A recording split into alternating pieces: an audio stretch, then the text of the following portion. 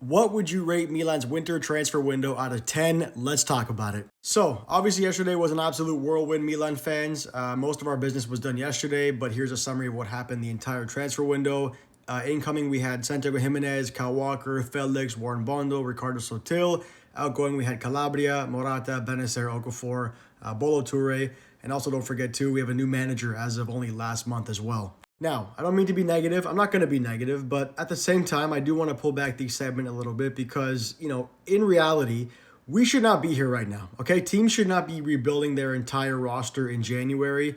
And the reality is we're here right now because of many, many management mistakes that happened back in the summer transfer window. Signing Paulo Fonseca, signing Alvaro Morata, signing Emerson Royal, and trying to move on from all of them this window. Of course, Emerson Royal is still here, but you already signed someone to replace him 6 months later.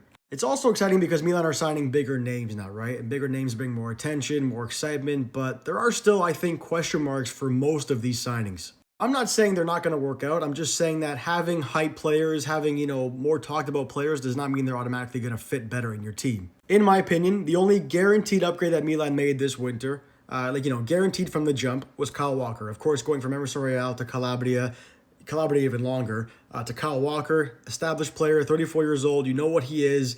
That is an automatic upgrade, no questions asked. The next one I would say, which is the closest to a guaranteed upgrade, would be Santiago Jimenez. Now, while he's still young, 23 years old, not proven in a top league, he is still, in my opinion, just a much better pure goal scorer than someone like Alvaro Morata, who's on the way out. After that, João Felix is one that I'm excited for. I'm a big João Felix fan.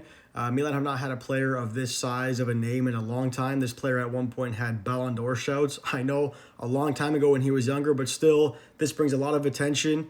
I know, there is so much talent there somewhere, but going off what we've actually seen on the pitch the past, 5 years, it's hard to feel very confident in him.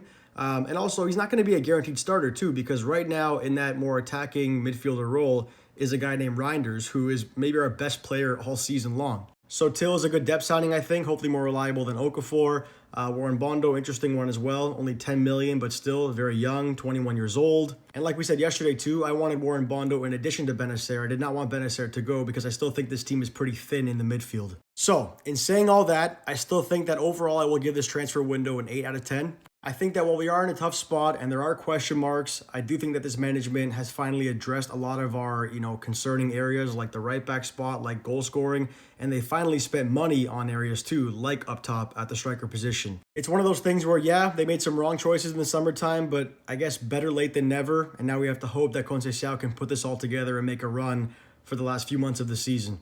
But that's my rating. What is yours? Drop it down below and let me know your thoughts.